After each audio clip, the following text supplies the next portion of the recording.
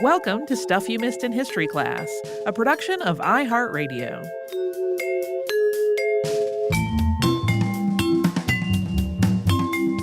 Hello and welcome to the podcast. I'm Tracy V. Wilson. And I'm Holly Fry. Hey, it's time for Unearthed. Yay! This spring, in our previous installment of Unearthed, we speculated on whether the COVID-19 pandemic would thwart our plans to do Unearthed in July. If you have just started listening to the podcast between, April-ish and now, this is when we periodically talk about things that have been literally and figuratively unearthed.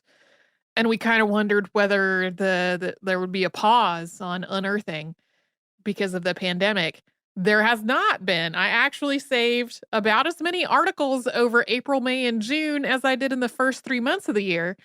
But a lot of what I collected was a little bit repetitive or sounded really similar to a find that we just talked about recently.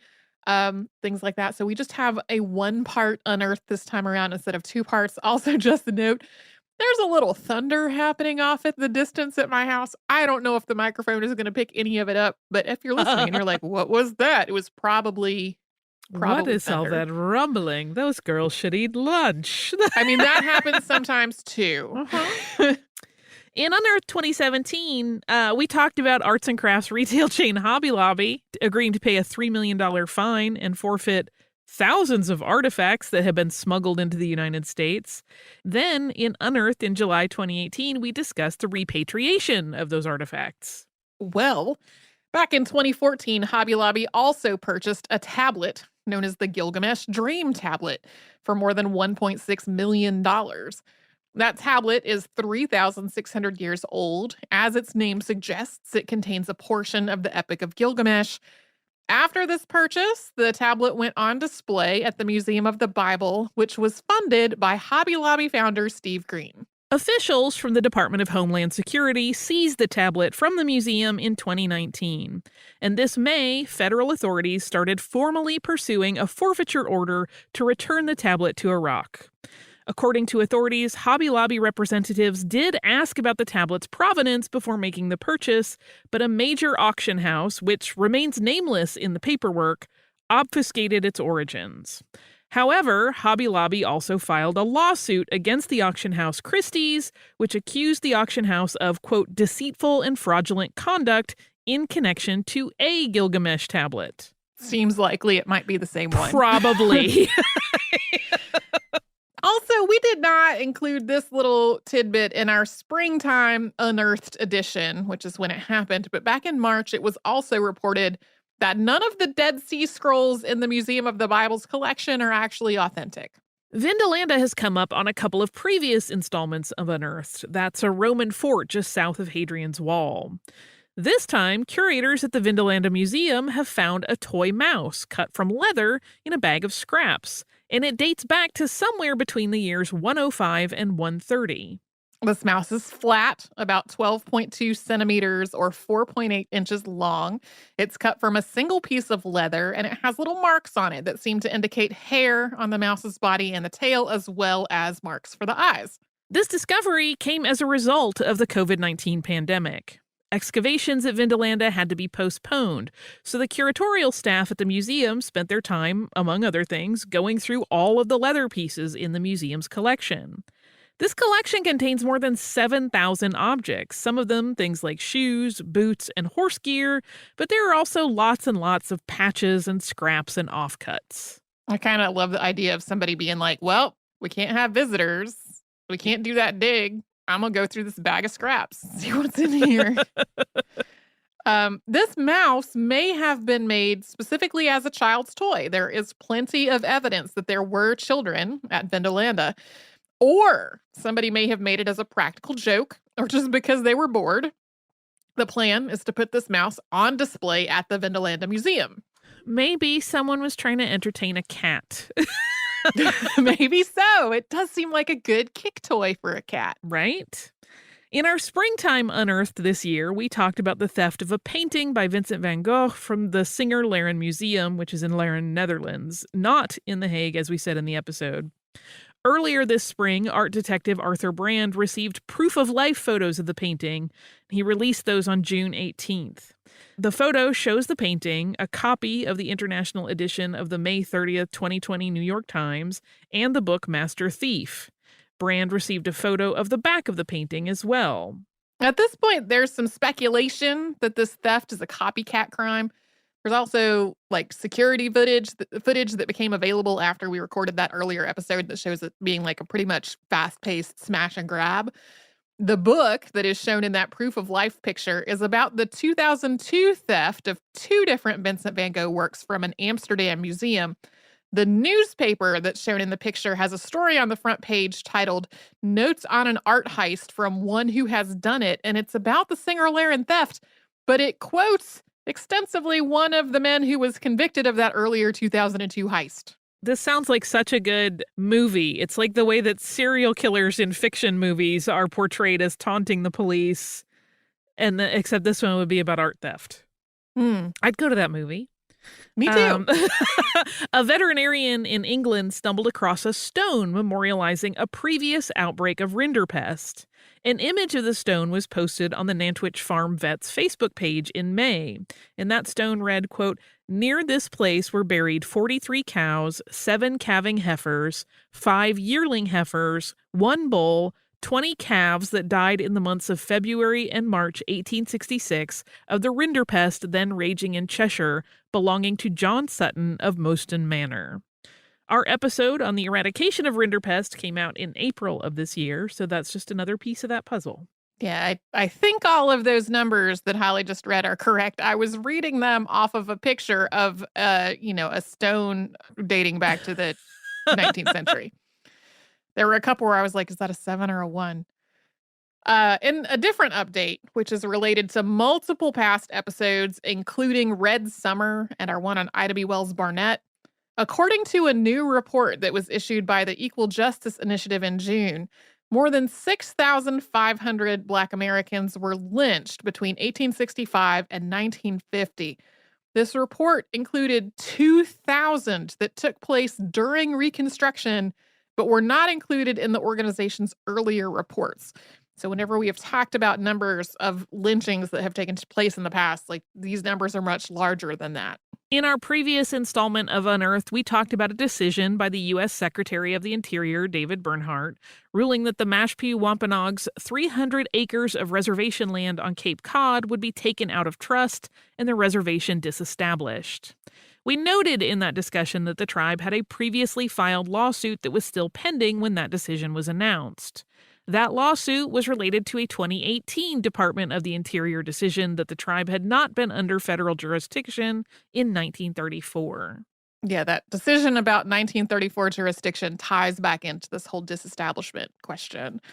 So a 45-day halt was placed on the order to disestablish the reservation. And on the last day of that order, federal judge Paul L. Friedman issued a ruling in that earlier lawsuit. Friedman ruled that the Department of the Interior's 2018 decision was faulty, calling it, quote, arbitrary, capricious, an abuse of discretion, and contrary to law. The overall issue is still a little unsettled at this point, though, because now the Department of the Interior has to go back and reevaluate that 2018 decision. This isn't an update exactly, but it is on a similar theme, and it happened literally as Tracy was writing this paragraph. On July 9th, the U.S. Supreme Court issued a decision in McGirt versus Oklahoma, which also applies to another case, Sharp versus Murphy, that the eastern half of Oklahoma is Native American land for the purpose of federal criminal law.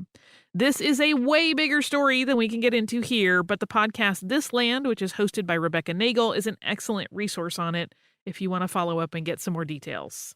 Yeah, in general, even before the ruling was announced, it had already formed an extensive body of very useful work on the context for that. There is an episode that I think will be out by the time this episode of Unearthed comes out, but it doesn't exist as of when we are recording it, that is specifically about the decision and the impact that it is going to have.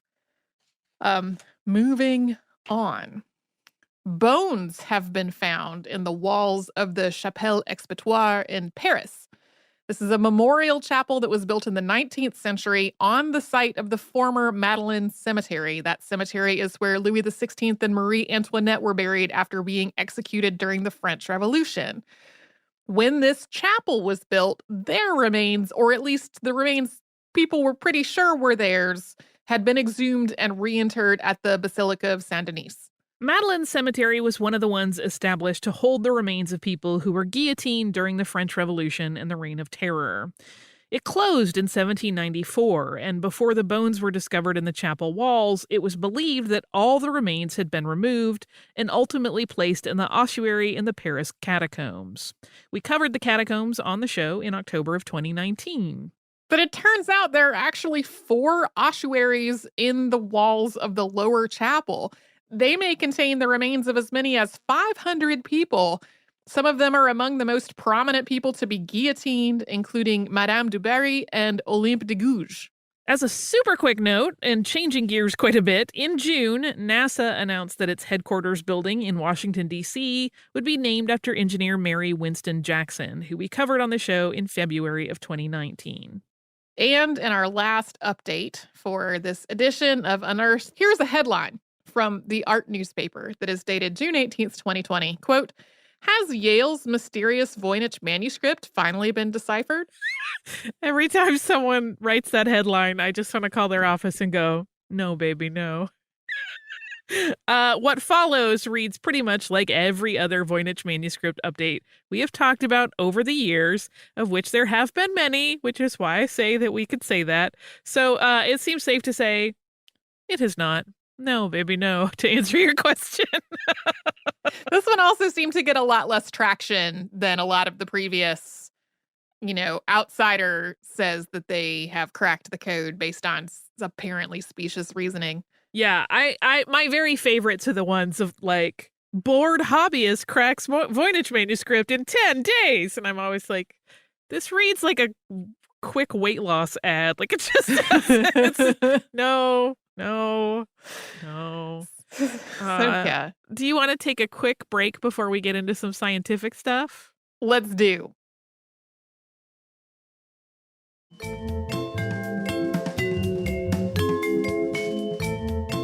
Next, as Holly alluded to before the break, we have a few things that sit at the intersection between science and history.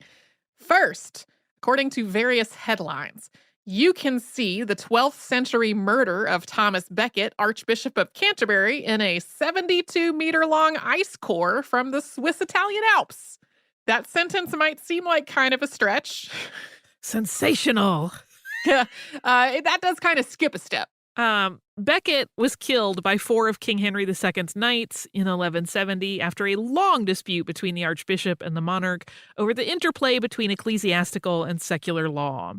The king later performed an act of public penance for his role in all of this, and he also arranged and funded the construction of several monasteries. Those monasteries are really where this ice core comes in. The ice core shows an increase in lead pollution toward the end of the 12th century. And then tax records from that same period show an uptick in English lead and silver production. So the conclusion here is that both the production and the pollution trace back to the materials that were needed for the roofs of those monasteries that were built after the murder of Thomas Becket. These researchers also traced correlations between lead production, atmospheric lead, and other political events, wars, and crusades between 1170 and 1220. They concluded that Britain was the major source of lead pollution during this period. And in other Thomas Becket news, there is now a 3D rendering of the original Shrine of Thomas Becket, which was destroyed during the Protestant Reformation. This recreates what the shrine would have looked like in the year 1408. And it was released to the public for the 800th anniversary of the translation of Becket's remains from the crypt in Canterbury Cathedral to this shrine. Jumping tracks once again. In what has been described as a real breakthrough, a team publishing in the journal Nature has developed a new way to determine the age of pottery. Radiocarbon dating only works on organic material, but pottery is mostly inorganic. And this means that a lot of the time, people have to figure out the age of pottery by comparing it to organic materials from the same site, rather than being able to test the pottery itself.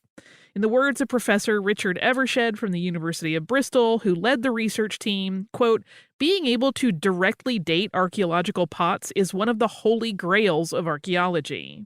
The method described in the paper, accurate compound-specific 14C dating of archaeological pottery vessels, doesn't exactly date the pottery itself. It tests the lipid residues left behind when the pottery was used in food preparation. To do this, researchers have to use high-resolution nuclear magnetic resonance spectroscopy and mass spectrometry to pinpoint the residues and then to confirm that they are pure enough to provide an accurate date. The team used their method on pottery fragments that had already been precisely dated through other methods, and they found that it was extremely accurate. It's possible that this method could narrow the date range for a piece of pottery down to a human lifespan. This is something that was, it was actually announced before our most recent Unearthed installment came out, but it was more heavily promoted just afterward. And a lot of very excited people tagged us into things on Twitter that were like, here's something you can talk about on the next Unearthed.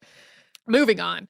Forestry and Land Scotland has been using drone surveys conducted by a company called Skyscape Survey to create 3D models of terrain. And in May, they announced that they had completed a survey of an earthen rampart that's known as Wallace's House. The resulting contour model roughly matches a survey map of that same area that was published in 1857. Headlines about this work read along the lines of, William Wallace's Hill Fort discovered. But this was really an aerial survey and modeling of an area that was already known and previously mapped. And though it's long been associated with William Wallace, he died in 1305, so centuries passed between his death and the creation of that 1857 survey map. In the words of Forestry and Land Scotland archaeologist Matt Ritchie, quote, could the fort really have been built by William Wallace and his men?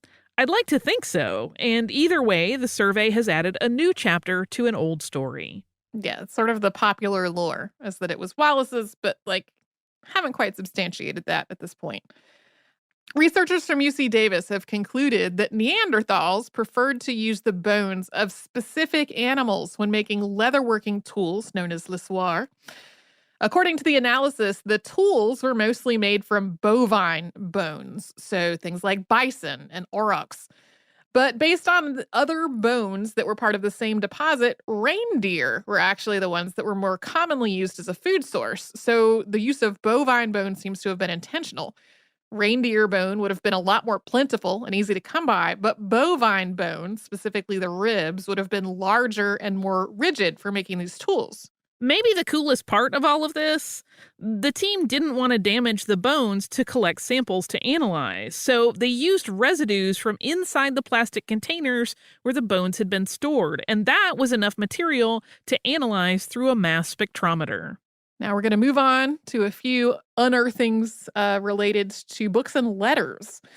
4 fragments of the Dead Sea Scrolls that were believed until now to be blank have been discovered to actually contain text, just not text that's visible to the naked eye. The government of Jordan had given these fragments to a leather expert back in the 1950s to study their composition. It seemed like good candidates to do that work because everyone thought they were blank. After that work was complete, the fragments were placed in storage, and then they eventually made their way to the University of Manchester. Professor Joan Taylor was looking through the collection for items that might warrant further study and discovered a mark that looked like a possible letter.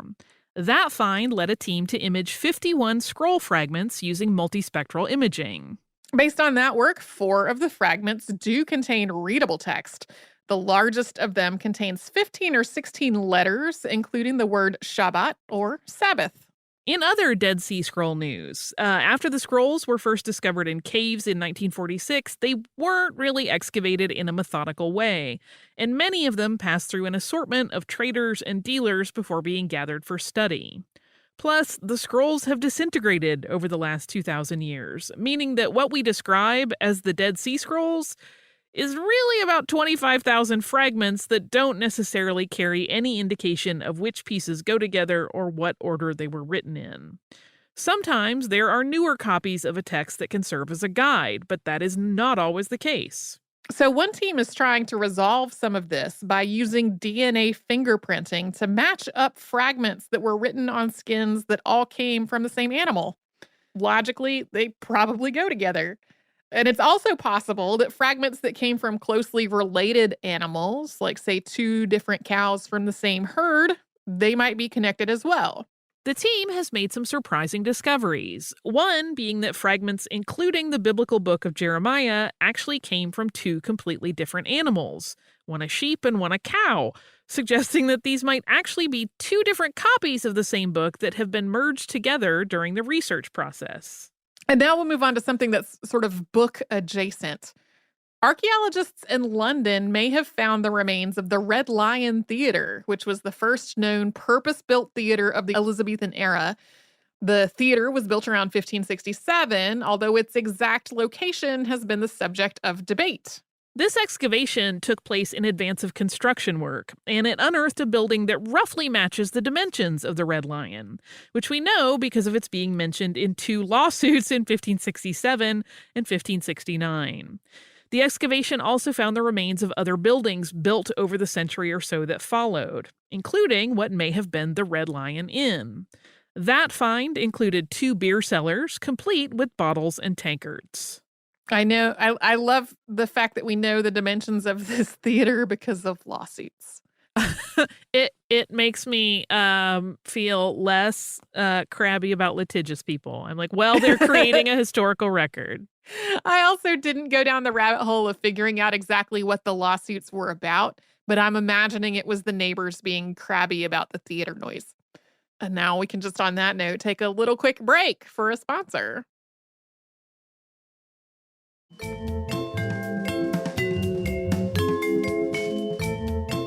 Whenever I work on these Unearthed episodes, I always wind up with some random discoveries that seem pretty cool, but they don't really fit together into a category, and I just throw them into a pile that I call potpourri. Like on Jeopardy, this is where we are. Researchers have tried to resolve the question of whether bronze swords that have been found in various parts of Europe were made for decorative or ceremonial purposes, or if they were used as weapons. And they did this by making replicas of them and fighting with them. This is part of a bigger project known as the Bronze Age Combat Project. I feel like this is the dream for so many people. I know. It's not the first time we've talked about doing stuff with replica weapons. Like there was one where there were javelin throwers that were throwing, but this one to me is more delightful, the fighting with the bronze swords. Oh, yeah. For this research, Raphael Hermann of the University of Göttingen commissioned 7 cast bronze swords and then struck them against one another in a methodical way and recorded the results. Since that's not actually like combat, he also worked with some medieval combat enthusiasts who dueled with the replicas while being recorded with high-speed cameras. And then the team compared the wear marks from these duels to more than 2,500 wear marks found on 110 actual Bronze Age swords. So what they found was that, yes, it appears that even though bronze is a pretty soft material that doesn't necessarily seem ideal for making swords out of, these swords were actually used for fighting. The team also found that the wear patterns on those 110 Bronze Age swords were connected to the sword's age and where it was found. So that suggests that there were very specific and precise fighting techniques that arose in different areas and evolved over time. The team used similar methods to study Bronze Age spears and shields as well. They published their results in the Journal of Archaeological Method and Theory in April under the title Bronze Age Swordsmanship, New Insights from Experiments and Wear Analysis. Moving on, a clay pipe found by an amateur bottle hunter in Tasmania in 2016 has turned out to be one of the oldest known depictions of the now extinct thylacine, also called the Tasmanian tiger. It is also the first clay pipe known to have been made locally in Tasmania rather than imported to the island from somewhere else. The pipe's age and origins are a bit of a mystery, though. The bottles it was found with date back to about 1830, suggesting it's almost 200 years old. But the pipe's stem is decorated with a kookaburra, and kookaburras were not introduced into Tasmania until 1903. It is possible that whoever made the pipe had lived in Australia or New Guinea, or that it actually depicts some other bird. I learned as I was reading about this, there's a whole organization that's specifically dedicated to tracking down depictions and other evidence of thylacines, which I was like, that's a great, it's a great interest for somebody to have and pursue so excitedly. Archaeologists near Verona, Italy, have been unearthing the floor mosaics and foundations of a Roman villa dating back to the 3rd century. This is not actually a new discovery. The villa was first found back in the 1920s, but it wasn't excavated at that time. It did take some hunting to find it again in more recent years, though. Excavation work started in October of 2019, and it continued until February, and then that had to be suspended until May because of the pandemic. A lot of people tagged us into a Twitter thread about that described it as what could be the year's biggest discovery. But really, all the information that there is to share about it at this point is what we just said, and then like a handful of pictures. That's like 5 pictures, I think. They are really pretty. I don't want to take away from the fact that it does look like a very beautiful floor mosaic. But like at this point, it's not clear if there's something that's clearly setting it apart from the many other Roman era floor mosaics that have survived until today. Don't really know yet. All very preliminary. In other news, archaeologists excavating a Song Dynasty tomb in China's Hunan province have unearthed a burial site of a married couple. It was pretty common for spouses to be buried together, but what makes this tomb more unique is an element that was described as a fairy bridge. It's a small window connecting the 2 sections of the tomb, which is an indicator that this couple would continue their marriage in the afterlife. I love this story so much. Me too. So sweet. I want a fairy bridge, except that I don't want to be buried. We've only got one edibles and potables discovery to talk about this time around, so we're putting that one here. Research at 3 sites in eastern Ethiopia has revealed that halal butchering practices and Islamic dietary standards predate the first major mosques and Muslim burial sites that are there by 400 years. Those major religious sites were built around the 12th century, although it is possible that there were smaller mosques built earlier than that, which have not yet been discovered.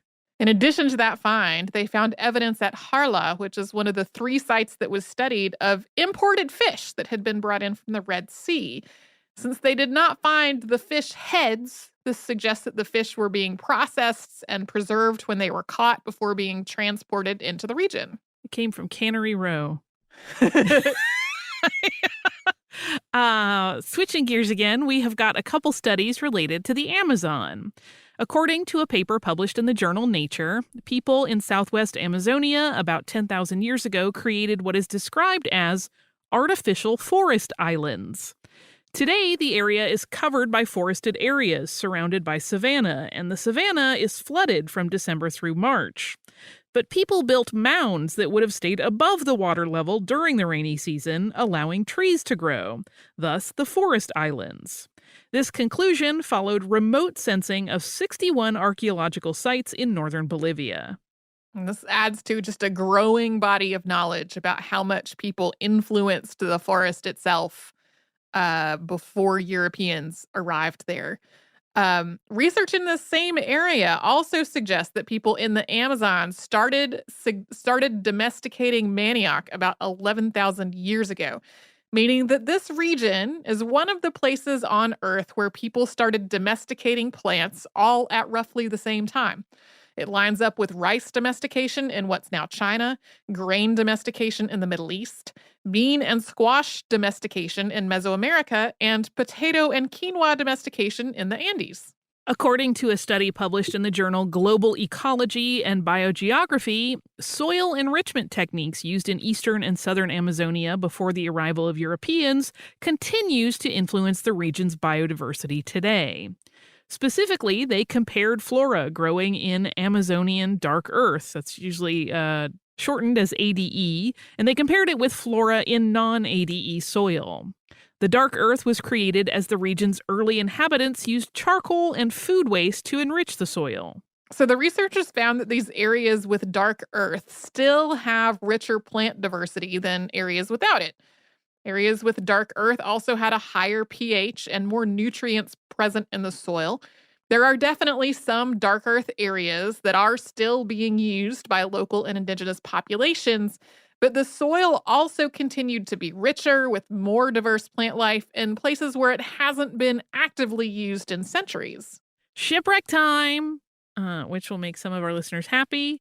The remains of a shipwreck in York, Maine have been tentatively identified as the Defiance, which was originally built in 1754.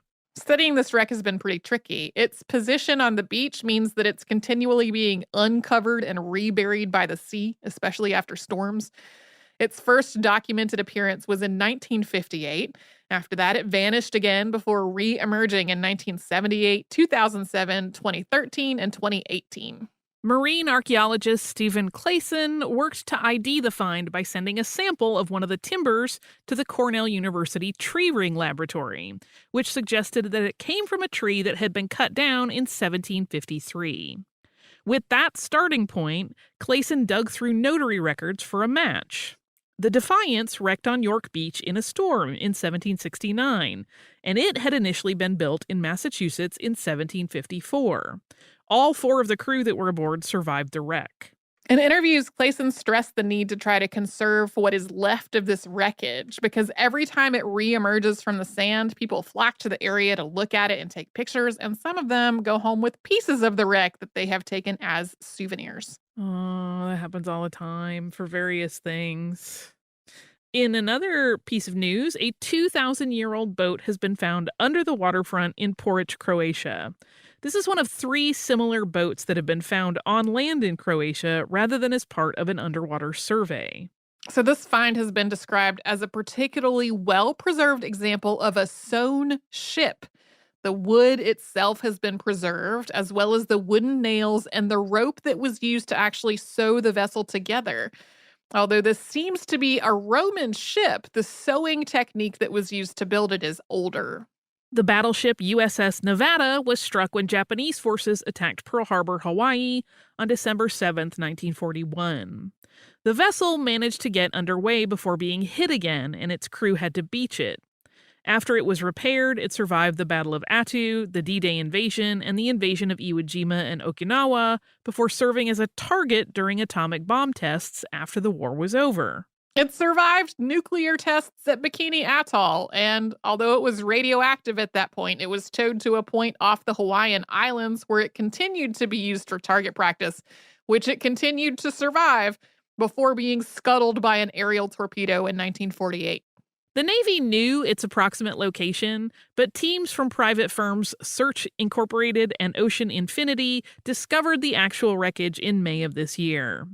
Their ships had stayed at sea due to the coronavirus pandemic, which also put a pause on some of their other commercial work. Yeah, I interpreted their statements about it as basically saying, well, we're out here on the ocean. Let's look around. Y'all want to go look for a shipwreck? We have one repatriation to talk about this time around. The Exeter City Council in England has voted to return a collection of items that belonged to Siksika First Nation Chief Crowfoot to the Siksika First Nation in Alberta, Canada. These items had been at the Royal Albert Memorial Museum. That acquisition had dated back to the signing of Treaty 7 between the Government of Canada and 5 First Nations. One of those First Nations being the Siksika, who are also known as the Blackfoot. Formal negotiations for the return of the items started back in 2010, with visits from Siksika Nation to Exeter and vice versa in 2013 and 2014. But then the negotiations stalled for years.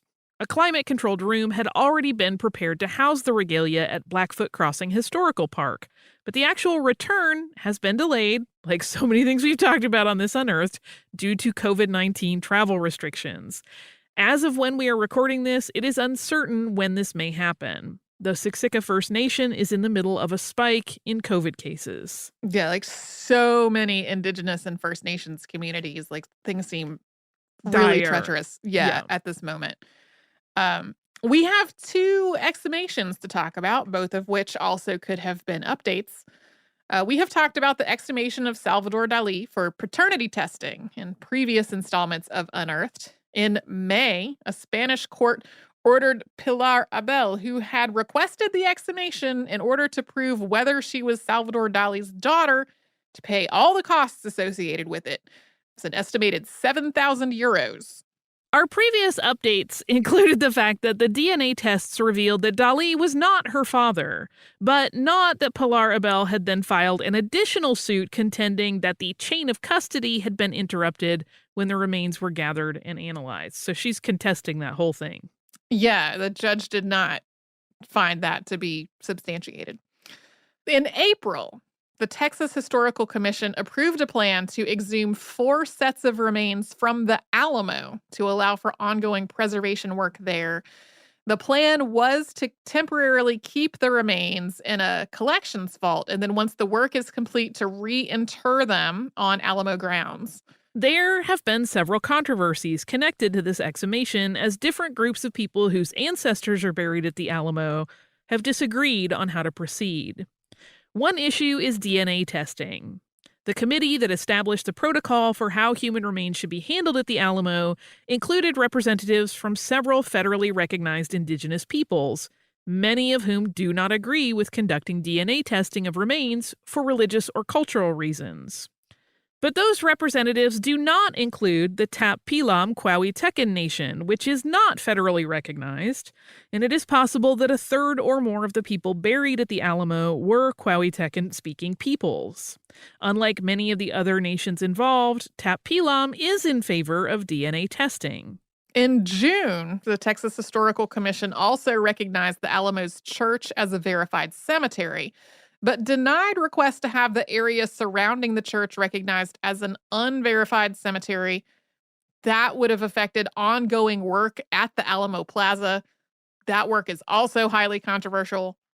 I learned that there is a whole world of controversy about the Alamo and the restoration projects and the plaza projects that is all going on right now. And then our final thing, this according to Tracy, gets the best headline award. It wouldn't for me because of subject matter, but it is The Origin of Feces. Copro ID reliably predicts sources of ancient poop. So we have talked about various discoveries that have been made through analyzing coprolites or fossilized feces on the show before. One of the challenges in this work is figuring out exactly which species the feces came from. This can be especially challenging for researchers when they're trying to distinguish human feces from dog feces because they tend to have a similar size and composition. Prehistoric humans and dogs also often lived in the same place and ate similar food. It can even be tricky to tell them apart using DNA analysis because some ancient cultures used dogs as a food source, and current dogs would still do this, I'm sure, have also scavenged human feces for food. Current dogs will scavenge any animal's feces for food. Yeah, any feces, yeah. Copro ID tackles this problem, combining analysis of the host DNA with machine learning predictions based on analysis of modern gut microbiomes to accurately determine the source of the feces. In the words of Christina Werner, senior author of the study, quote, "One unexpected finding of our study is the realization that the archaeological record is full of dog poop." I just felt like I could not end on any other story than that one. Although, as an animal person, that just does not surprise me. Of course it's full of dog poop. I interpreted that as meaning there is poop that we thought was human that is not. Which is hilarious. Yeah. Tracy, you had mentioned to me before we started that we're not doing listener mail for this one. Not exactly. Rather than trying to read any one particular email, we have gotten several emails and notes on Facebook and tweets and whatnot over the last few weeks asking about our website. And we've talked about it previously on the show, but since it's been a while and since clearly folks are still like, hey, what happened to your website? I thought we would recap it again and also give folks some tips for finding stuff, like finding old episodes of the show. So, basically, our old website, which was full of pictures and tags and show notes and whatnot, that was custom made when we were part of a website called How Stuff Works. It had a bunch of features that had been cobbled together over many, many years from a bunch of sources. Like the tags were a carryover from when our podcast website used to be on WordPress. And when we stopped using WordPress, the How Stuff Works team like custom made a tag feature to carry all that over. So in 2017, the How Stuff Works podcasts spun off into our own business. And then iHeartRadio bought that business in September of 2018. And then for more than a year after that, the remaining How Stuff Works team kept on maintaining the old website. That just could not continue forever. At some point, we had to move on to the infrastructure of the company that actually owns our podcast. And so that happened, I think, that was at the beginning of this year at this point. Does that sound right? No, I think it was earlier than that, but maybe I'm wrong. I feel like it was at the beginning of this year because I have a spreadsheet that has all the old tags on it, and it ends December 2019. But I mean, that, who knows, though? It's all kind of blurring together. Things that happened in January of this year feel like they happened before I was born at this point.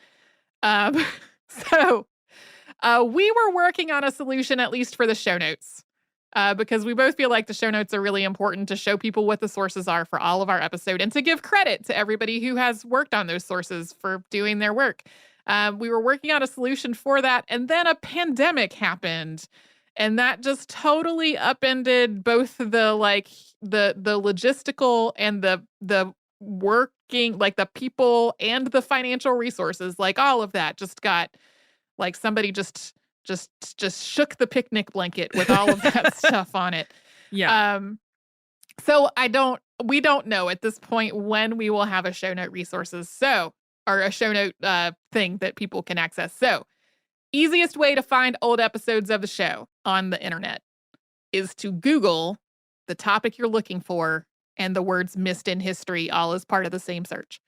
That's actually how I was doing it with the old website. Yeah, I do that all the time.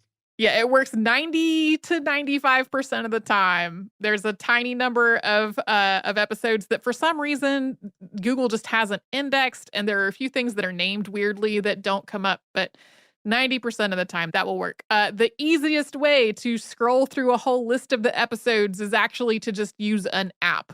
Like, for example, Apple Podcasts. Like that if you are subscribed to the show will show you the entire archive that you can just scroll on through. If you need specific show notes for something, like let's say you're working on a school project and it would really help you out to be able to see the sources for an episode, email us within reason. We will try to help you out. We did not have transcripts of all the old episodes, which is something that like we have really wanted to have for a long time, and we don't for a lot of reasons that are outside of our control individually. But for the episodes that we did have transcripts of, I still have those transcripts.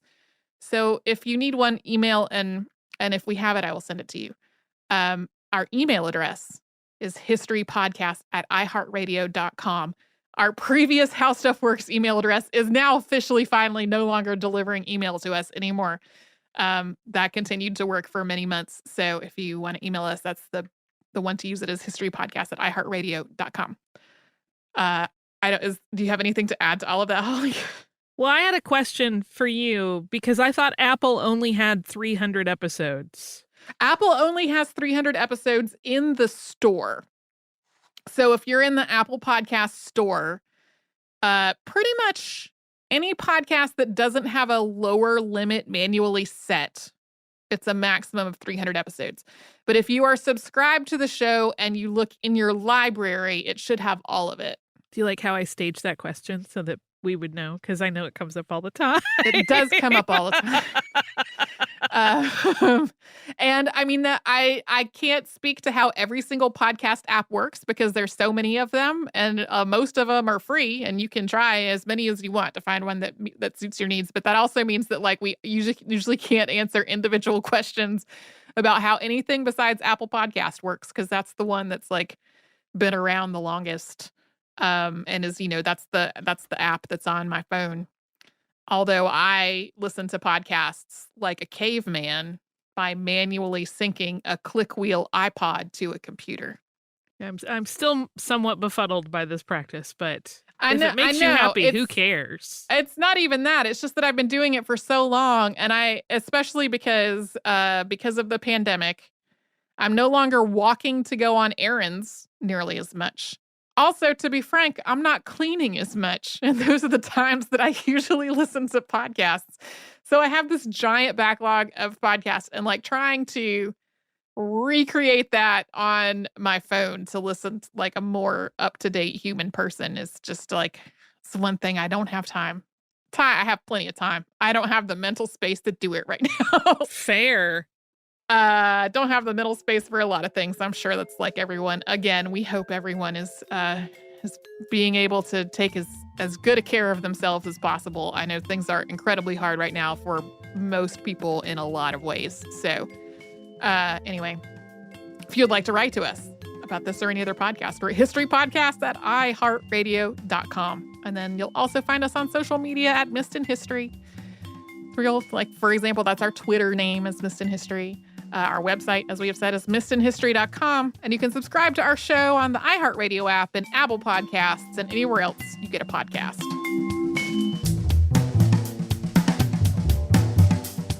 Stuff You Missed in History Class is a production of iHeartRadio. For more podcasts from iHeartRadio, visit the iHeartRadio app, Apple Podcasts, or wherever you listen to your favorite shows.